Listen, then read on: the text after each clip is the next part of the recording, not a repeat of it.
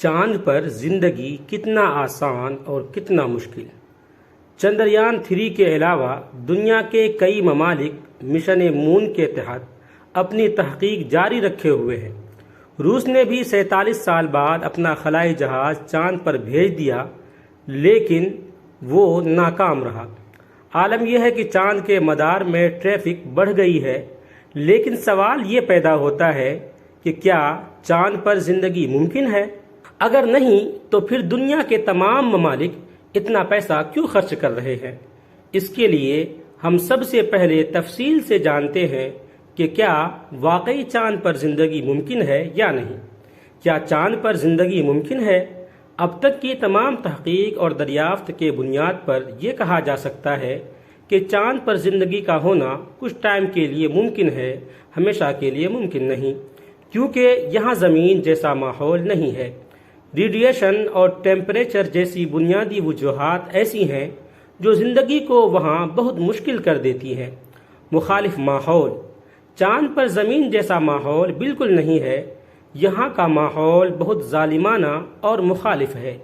اس کی وجہ سے ہمیشہ زندگی کا تصور بھی نہیں کیا جا سکتا۔ ماحول اور پانی کا کوئی ذکر نہیں۔ موسم ایسا ہے کہ آپ سوچ بھی نہیں سکتے۔ چاند کی سطح پر رات کا ٹیمپریچر انتہائی سرد ہوتا ہے، جبکہ دن کا ٹیمپریچر کافی گرم ہے۔ دن کے وقت جب سورج کی کرنیں براہ راست چاند پر پڑتی ہیں تو یہاں کا ٹیمپریچر تقریباً 127 ڈگری سیلسیس ہو جاتا ہے، جبکہ رات کے وقت یہ -173 ڈگری سیلسیس رہتا ہے۔ جب پانی 100 ڈگری سینٹی گریڈ پر ابلنے لگے تو تصور کریں کہ 127 ڈگری سیلسیس کے ٹیمپریچر پر انسانوں کا کیا حال ہوگا۔ اس کے ساتھ ہی -30 ڈگری گلیشیئر میں لوگوں کی قلفی جم جاتی ہے۔ چاند پر پانی کا نام و نشان تک نہیں ہے۔ تاہم سائنسدانوں نے کچھ ایسی جگہوں پر پانی کا امکان بتایا ہے جو قطب جنوبی کے نچلے حصے میں برف کی صورت میں پوشیدہ حالت میں ہو سکتا ہے، لیکن ابھی تک اس کی سائنسی جانچ اور تصدیق ہونا باقی ہے۔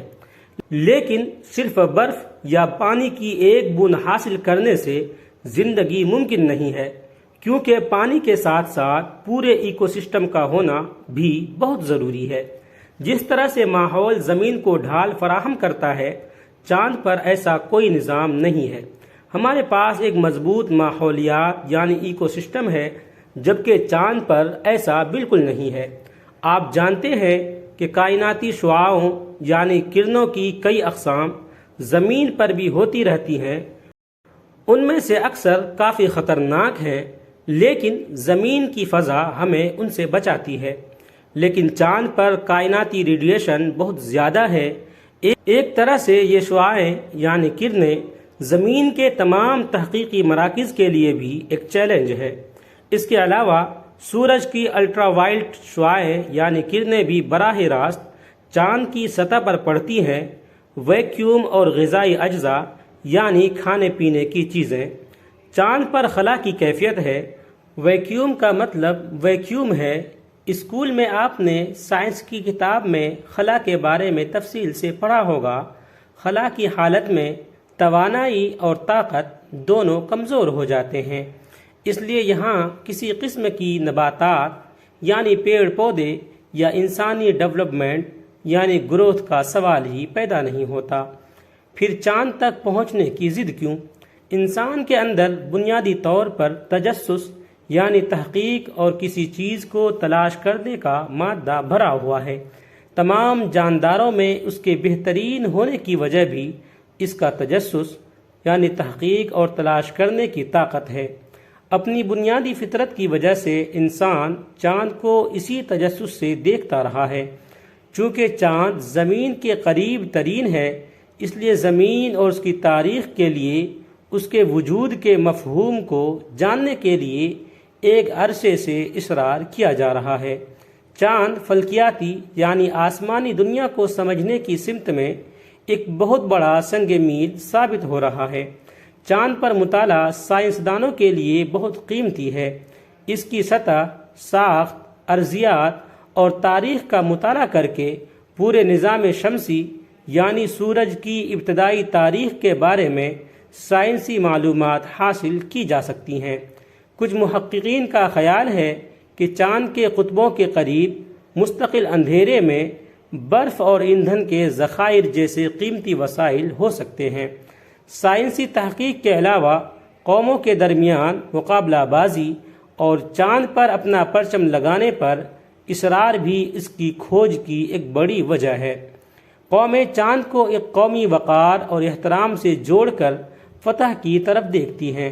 20ویں صدی میں امریکہ اور سوویت یونین کے درمیان خلائی تحقیق اور ٹیکنالوجی میں سخت مقابلے تھے۔ یہ مقابلہ آج بھی جاری ہے۔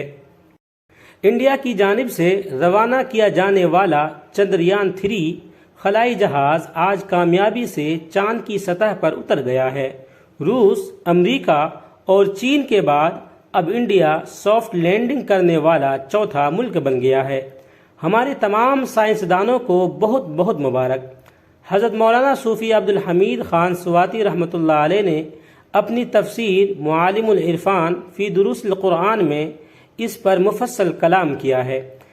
لکھتے ہیں، جب اللہ تعالیٰ نے حضرت آدم علیہ السلام اور اماں حوا علیہ السلام کو جنت سے زمین پر اتارا تو حکم دیا کہ وَلَكُمْ فِي الْأَرْضِ مُسْتَقَرٌّ، اور زمین میں تمہارے لیے ٹھکانہ ہے۔ اب تمہاری رہائش زمین پر ہوگی، وَمَتَاعٌ إِلَىٰ حِينٍ، اور ایک مدت تک فائدہ اٹھانا ہے۔ یعنی تمہاری اصل رہائش گاہ زمین ہی ہوگی، اصل زندگی زمین پر ہی گزارنی ہوگی۔ البتہ اگر زمین کو چھوڑ کر کہیں فضاؤں یا سمندروں میں جاؤ گے تو وہ عارضی قیام گاہ ہوگا، کچھ ٹائم کے لیے ہوگا۔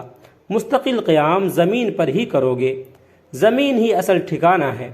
آج کے دور میں جو پروپیگنڈا کیا جاتا ہے کہ ہم زمین پر مستقل طور پر نہیں رہیں گے بلکہ چاند، مریخ یا دوسرے سیاروں میں چلے جائیں گے، تو یہ محض شیطانی پروپیگنڈا ہے۔ چاند ہماری زمین سے قریب ترین سیارہ ہے اور اس کا فاصلہ 2.5 لاکھ میل ہے۔ مریخ تو یہاں سے 50 کروڑ میل دور ہے اور دوسرے سیارے اس سے بھی دور ہیں۔ فرض کر لیا کہ چاند پر زندگی گزارنے کا بندوبست ہو جاتا ہے، وہاں ہوٹل قائم ہو جاتے ہیں، تو سائنسدانوں کا اپنا اندازہ یہ ہے کہ 1 پاؤنڈ غذا یعنی کھانے پینے کی چیز کو چاند پر پہنچانے کے لیے 30,000 پاؤنڈ خرچ کرنے ہوں گے۔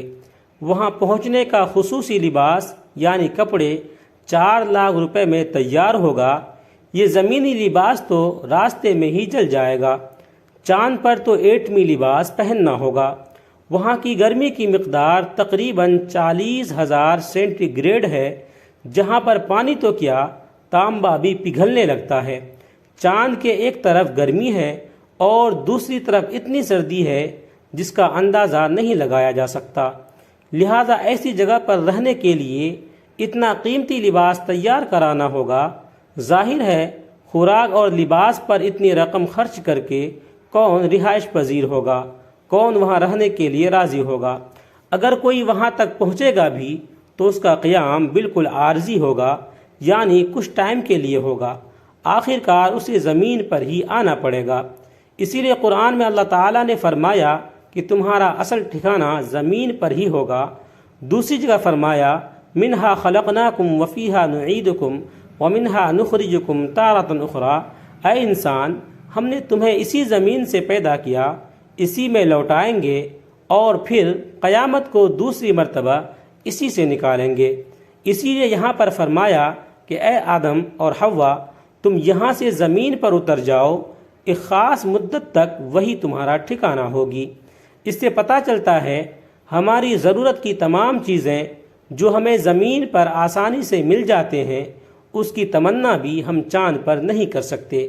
اس کی سب سے بڑی وجہ چاند پر ٹیمپریچر ہے، جو کہ زمین کے مقابلے میں اتنی زیادہ ہے کہ اس میں کسی قسم کی کھیتی نہیں ہو سکتی۔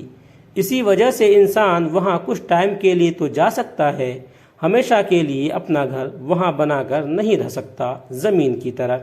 چاند کے متعلق ہماری یہ جانکاری اگر آپ کو اچھی لگے تو ویڈیو کو لائک کریں، کمنٹ کریں، شیئر کریں اور اس طرح کے مزید ویڈیوز کے لیے ہمارے اس چینل کو سبسکرائب بھی ضرور کر لیں تاکہ آئندہ آپ کو ایسی ویڈیوز ملتی رہے۔ آپ تمام ساتھیوں کا بہت بہت شکریہ ہوگا۔